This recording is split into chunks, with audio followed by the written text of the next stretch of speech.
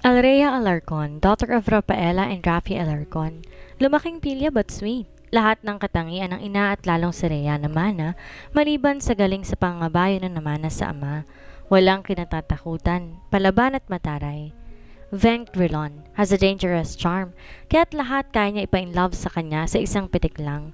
Ngunit pagdating kay Alrea Alarcon na babaeng astig kung pumorma, walang dating ang kanyang karisma. Si Alrea na lagi niyang kakompetensya sa lahat ng bagay pagdating sa karera. Magamit kaya niya ang kanyang charm para matalo to sa isang laban? Paano mapapaibig ang isang pilya at suplada na isang arogante at playboy? Umubra kaya si Vince sa isang astig na dalaga kung isang salita lamang ito'y tiklop na siya? Narito po ang ating unang kabanata. You're 17 years old only anak, ba't pantigas ng ulo mo? Pag sinabi kong hindi ka magdodorm, hindi. Maigting na sabi ni Rafaela sa anak. Ma, please try to understand naman no. Baktol ni Alrea. Tsaka na natin pag-usapan yan. Kasal ng tito CJ mo kaya't mamaya natin pag-uusapan yan sa bahay. Pagtatapos ni Rafaela. Nakakabasangot naman si Alrea na nakihalubilo sa kapwa-abay. Hi Miss Taray, pwede ka bang malaman ang pangalan mo? Di nakatiis na tanong ni Venk sa nakapartner niya kanina habang sinusungitan siya nito. Tinaasan lang ni Alrea ng kiling ang binata. Will please leave me alone? Dahil mainit ang ulo ko baka sa'yo ko maibunton yung enes ko. Naiiritang sagot ni Alrea. Sungit mo naman, tinatanong lang naman pangalan mo eh. Nakangiti pa rin sabi ni Venk, trying to give a best smile para mapalambot niyang kausap sabay kindat. Pasensya na, nasa bulsa ko ang pangalan ko at di ko pinamimigay kahit kanino lalo na sa antipatikong katulad mo. Ani Alrea sabay kuha ng kanyang pouch at may hinanap sa loob. Ito, 10 piso. Humanap ko ng kausap mo na hindi malilipad sa lakas ng hanging dala mo. Ani Alrea na iniwan ang binatang tutulala dahil sa ginawa ni Alrea na inabot ang palad niya. Pinatong ang 10 pisong coin. Nang makahuma si Venk, nagngit-ngit ang kaloobang, napatingin siya kay Alrea na may kausap na lalaki. Tito, ayaw pumawag ni Mom. Anito kay Randy. Heist, ang kulit mo rin no? Buti si Zaira na kapatid mo hindi nagmana sa'yo. Tudyo ni Randy. Napangiti naman si Alrea. Kahit ganong pilya siya, mahal na mahal niya ang kapatid. Buti na lang di naman ang kanyang kakulitan. Konti lang. Napapasulit pa rin si Venk sa dalagang nagsungit sa kanya. Ayaw sa akin, lalo naman ako. Daming humahabol sa akin, uy. Ani Venk, na siya lang nakakarinig. 2 araw nang tapos ang kasal ni Dylan at CJ. Kaya may pagkakataon na si Alrea na kulitin na magulang. Mom, Dad, itong merienda ninyo. Ani Alrea sa mga magulang na nooy nagpapalamig sa ilalim ng punong mangga. Nandun din si Randy para makipag-back up ni Alrea. Sabantalang si Zira naman na kapatid nito, lagi na lang nakakulong sa kwarto at nagbabasa ng mga libro. Kaya't laging naliwan sa lahat na nakaraan ng lakaran dahil walang hilig na gumala. Naks naman, pait yata ng anak ko ah. Takang talong ni Rafi at sumimsim ng juice ngunit naibuga rin. Anak naman, ilang kilong asukal na nalagay mo rito? Tanong ni Rafi sa anak. Dad, 1 kilo lang. Biro naman ni Alrea para mapagtakpa ng kapalpakan. O siya, young lady, sabihin mo na ang gusto mong sabihin at may pupuntahan pa kami ng mommy mo. Ani Rafi. Tahimik lang si Rafaela dahil alam na niya ang pakay ng anak. Dad, nag-shift po kasi ako ng course. What? Magkapanabay na tanong ni Rafaela at Rafi. Napaunat ng upo si Randy na kunwari naglalaro ng Candy Crush sa iPad nito. Hey mom, relax, dad. Relax lang po at baka atakihin kayo, mahirap na. Bata pa ako, mawalan na kami ng magulang ni Zaira. Baliwa lang sabi ni Alrea, pero sa totoo kinakabahan siya sa masamang tingin ng ama. At gusto mo talagang atakihin kami ng mom mo. Sorry to disappoint you, young lady, dahil wala kaming sakit sa puso ng ina mo. At kung magkakaroon man, yun ay dahil sa'yo. Puro ka nilang kalokohan. Now tell me, anong dahilan at nag-shift ka ng course? Dad, hindi po ako masaya sa medisina. Gusto ko po pilot. Naka-enroll na po ako at gusto ko po sana mag-dorm. Nakayokong pag-amin ni Alrea at this time, totoong nanginginig na siya. Wow, you're so clever ha? And you never ask our permission? How could you do that? Ani Rafi na nagpipigil ng galit sa anak. Alrea anak, wala ka na bang ibibigay sa amin ng daddy mo kung di sakit ng ulo? Naiinis na sita ni Rafaela. Mom, kung kayo nga po sinaway ninyo sila lolo at lola, maabot lang ang pangarap ninyo, hindi po ba? Aba, at sumasagot ka ng bata ka. Ani Rafaela na hindi makaisip na ikakatwiran sa anak. Nilabanan ni Alrhea ang kaba at takot. Matamis siyang ngumiti sa mga magulang at nagpakandong sa ama na si Rafi at tinalik-halikan ang mukha ng ama. Dad, please, sige na naman no. Promise mag-iingat po ako. At kung gusto po ninyo, i-check po ninyo yung dorm ko. Tsaka gusto kong matulad kay mommy. Ani Alrhea at nagpapaawa effect pa ito na tumitingin sa ina. Akala ko ba agriculture ang gusto mo noon, tulad ng kay Tito Randy? Tapos napunta ka pa sa medisina, tapos ngayon pilot na? Napapantastikohang tanong ni Rafaela. Mom, kayo po nag-enroll sa akin ng course na yun. Siyempre, sinunod ko po dahil mahal ko kayo, pero hindi ko ako masaya. Ani Alrhea na pinalungkot pang lalo ang mukha. Okay, fine, you win. But every weekend ka uuwi dito. Ani Rafi na sumusuko na sa anak. Yes, I love you, Dad. I love you, Mom. I love you, Tito. Ani Alrhea at mabilis pa sa 5:00 na nagtungo sa kwarto nito para maghanda ng gamit. Wow, astig! Look! Nakataas ang kilid ng isang estudyante sa school na papasukan ni Alrhea. Unang araw niyo doon mukhang mapapalagayin agad siya ng tingin sa babaeng pumansin sa kanya na maldita. Hanep sang pants, job worms. Ika naman na isa pang babae. Taas noon namang nagpatuloy sa paglalakad si Alrhea patungo sa classroom.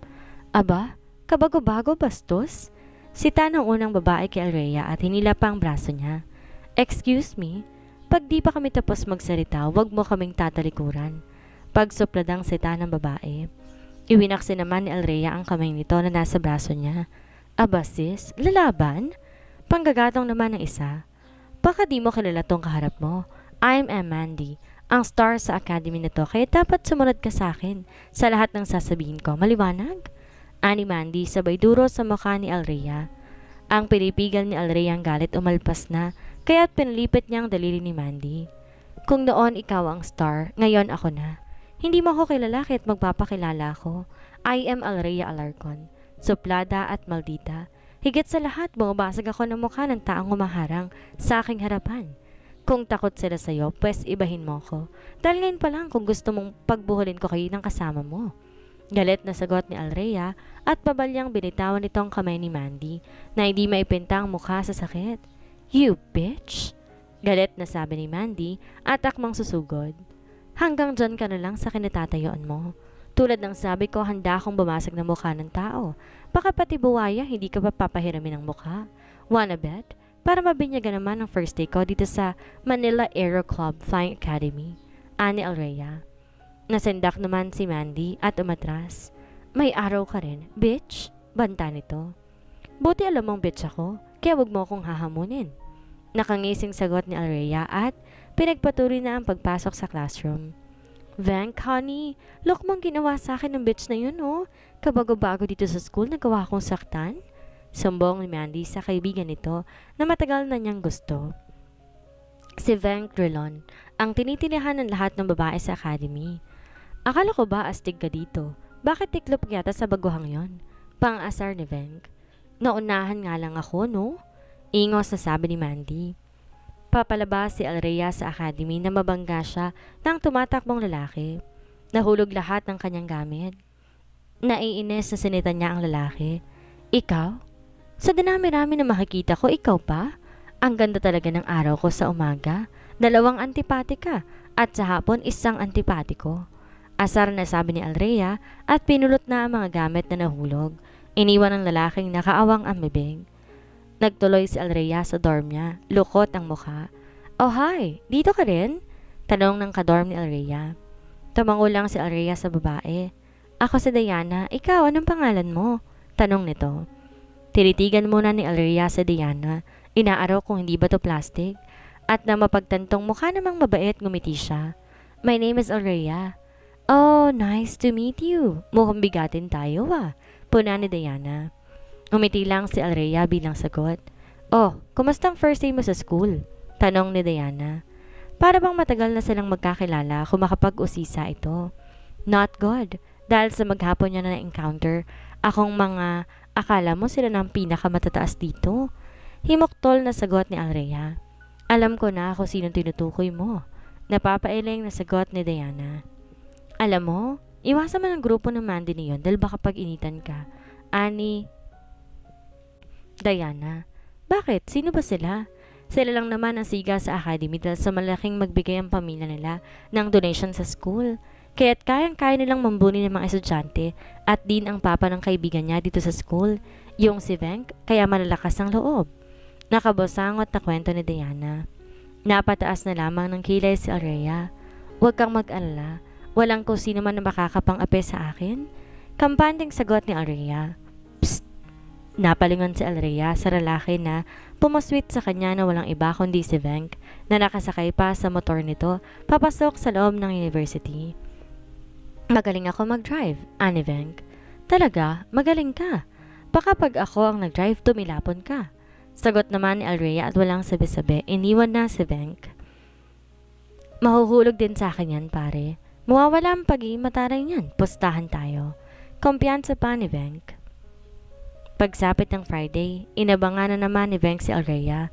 Hi, Miss Pretty Paul? Pretty babe. Pahangin ni Venk. Wanna ride on me? Anito pa tinapeng ang espasyo ng upuan sa motor nito. In your dreams, Mr. Arrogant. Baka sumemplang ka lang, magasgasan lang makinis kong balat. Anyway, yan lang ba ang kaya mo? Tuyang tanong pa ni Alrea. Don't tell me na marunong ka ring magmotor. Birong tanong ni Venk. Kung sabihin ko sa'yo na oo. Sagot naman ni Alrea. Venk, sigaw ni Mandy. Bakit ka nakikipag-usap sa mukhang lesbi na ito? Nakaarak kong kilay na tanong naman ni Mandy. Aha, lesbi pala ha? Di hamak naman na mas maganda pa ako sa'yo, no? Sagot ni Alrea. Abat ang yabang. Hoy, hindi mo kilala ang kinakalaban mo. Duro muli ni Mandy. Napailing si Alrea. Baka gusto mong maputo na talaga ang daliri mo, no? At manghiram ka ng mukha sa bayawak. Nananahimik ako dito, pero ayaw mo niya akong tantanan? At ikaw, Mr. Arrogante, yan lang bang motor mo na yan ang kaya mong ipagyabang? Pwes manood ka. Dahil next meeting natin, sisiguraduhin kong mapipilayan ka? Banta ni Alrea. Napangisi naman si Venk at talagang na-challenge siya kay Alrea. At ikaw, kung gusto mong sumama ka pa sa nobyo mo. Sa bagay, pares naman kayo mukhang swangit, pati ugali nyo swangit din. Naggagaliiting sabi ni Alrea kay Mandy. Umuwi si Alrea sa asyenda dahil yun ang usapan nila ng kanyang mga magulang. Kamusta ang bagong school mo? Tanong ni Rafi sa anak. Okay naman po, Dad, sagot ni Alrea. Salamat kung ganon. Ika naman ni Rafaela. Kamusta? May kaibigan ka na ba doon? Baka may nakaaway ka na naman doon ha? Anak, tandaan mo. Bawas-bawasan mo ang pagiging pilya mo. Paalala ni Rafaela. Hay nako ma'am, lahat ng estudyante ron kaklose ko. Nga pala ma'am, hiramin ko ang sports car ni Lola. Rhea na stock lang naman doon. May student license naman ako ani Alrea. Yan na wag mong susubukin. Kung hindi, magpalit na lang tayo ng pangalan, Alrea. Seryosong banta naman ni Rafi. Dad naman, gusto ko lang naman isakay doon ng mga new friends ko. Gusto ko sila ipasyal dito sa hacienda. Sagot ni Alrea. My answer is final. No, sagot ni Rafi. Dad, please. Mag-ingat naman po ako Tsaka isa pa, hindi ba kayo masaya katulad ako ni Lola at ni Mom? Bakit ba pinipigilan niyo ako kung anong nagpapaligaya sa akin? Katwira ni Alrea. Napabuntong hininga naman si Rafaela. Wala siyang masabi dahil ganito siya noon. Ganitong gulang siya, maipilit niya ang kanyang gusto. Nagmana ka talaga sa... Di natuloy ni Rafi ang sasabihin dahil pinandilatan to ng mata ni Alrea. Yes! Sigaw ni Alrea. Oh, para saan ang yes na yan? Naubos ang pasansyang tanong ni Rafi. Yes, kasi parang payag na kayo. At kailan ako nagsabi ng yes? Takang tanong ni Rafi. Ngayon, kasasabi mo nga lang, Daddy. Tugon naman ni Alrea sabay takbo. Ikaw talagang bata ka ha? Na magsabog yata ng kapilyahan ng nasa itaas. Tayong ikaw lamang ang nasa labas kaya't nasa lumong lahat. Napapailing naturan ni Rafi dahil paboritong apo. Nabola-bola ni Alrea ang kanyang lolo at lola. Basta, sweetie, mag-iingat ka ha? Pang ilang araw mo nang tot, dadala ka at ganap ka ng dalaga. Tapos ireregalo ko to sa'yo. Ani Ralph sa apo. Dad, you're unfair. Tsaka bakit kinukonsenti mo yung apo mo? Reklamo ni Rafaela. Tumigil ka nga, iha. Ganyan ka rin naman doon, hindi ba? At tumatakas ka pa nga kasama ng Kuya Daniel mo. Tukoy nito sa pamangkin. Mom, see? Mahal ako ni Lolo at Lola, baka ikaw di ka naman nila mahal. Pambubos ka ni Alrea sa ina. Shut up! Baka gusto mong ma-stop ang allowance mo. Pagdidilat ni Rafaela sa anak. Medyo masama ang loob sa mga magulang nito dahil sa pangongonsente sa anak.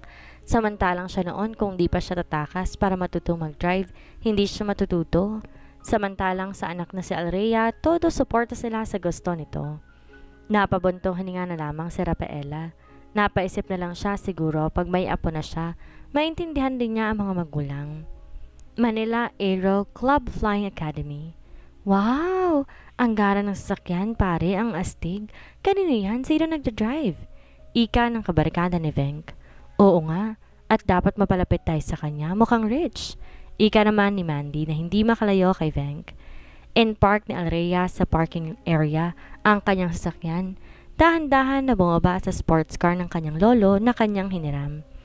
Pigil hininga naman ng barkada ni Venk at excited na makilala ang may-ari ng naturang sasakyan. Wow, pare! Tura ng isa. Lumaki naman ang mga mata ni Venk at Mandy. Nang tanggalan ni Alrea ang suot na Ray-Ban at kunwari ay patay mali siyang tumingin sa kanila. Tila naman nalunok ni Mandy ang kanyang dila. Napaisip ito. Paano siya makaka-resback sa dalaga kung ngayon pa lamang talbog na siya? Nilagpasan lamang ni Alrea ang mga estudyante na nakatingin sa kanya na kinabibilangan nila Venk at Mandy. Pare, ano masasabi mo sa bagong transfer na estudyante? Mukhang sisikat dito pare yan at bigatin. Napapalatak na sabi naman ni JT. Ang masasabi ko lang, mayabang. I want to ask my dad to buy me one. Ingos naman na sagot ni Mandy. Oh, really? Pagbigyan ka kaya niya? Pang-asar pa ni JT kay Mandy. Huwag kang kontrabukol dyan.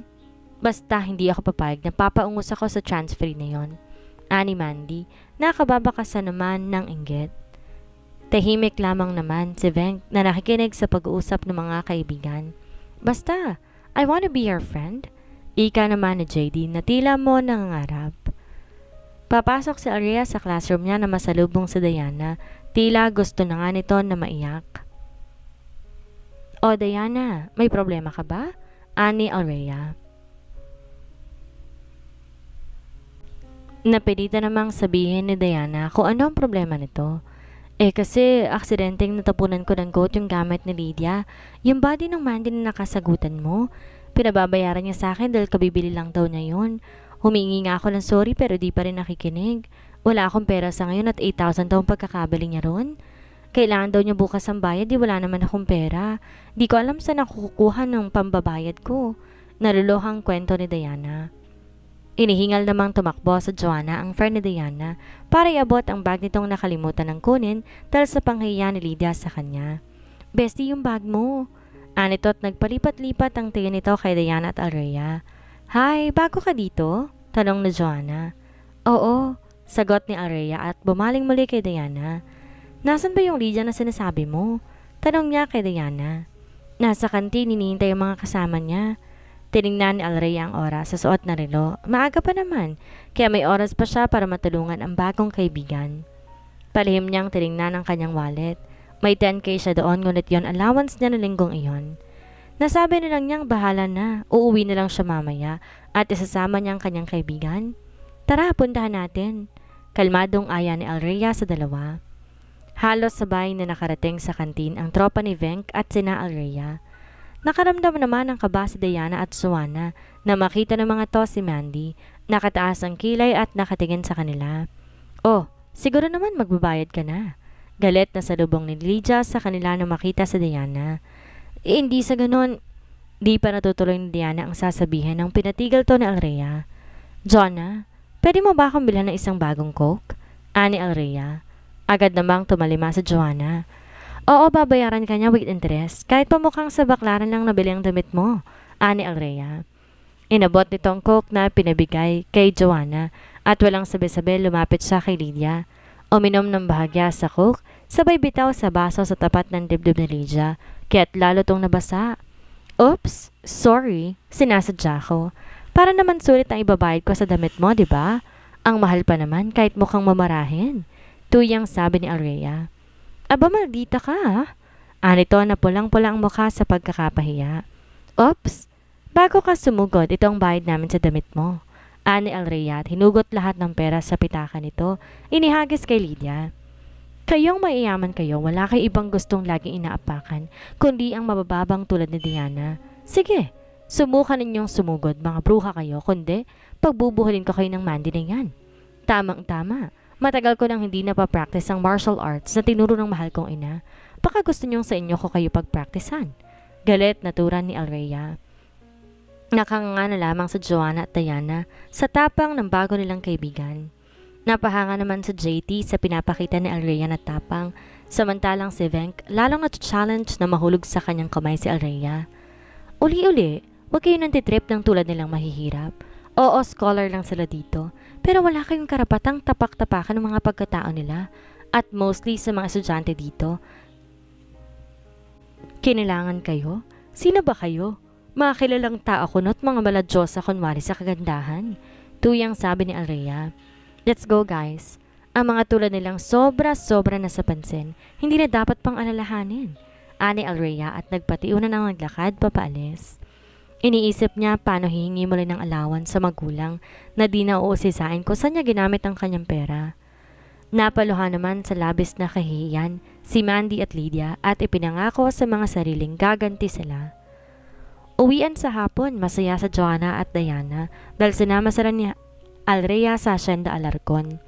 Tuwang-tuwa sila at makakasakay sila sa sports car na idodrive ni Alrhea. Kababakasan naman na inggit ang iba, lalo na kay Diana at Joanna dahil nakuha agad ng mga to ang loob ng bagong transfer. Papalabas na sila ng parte ng gate na mapansin nila si Venk na kanina pa nag-aabang sa kanila.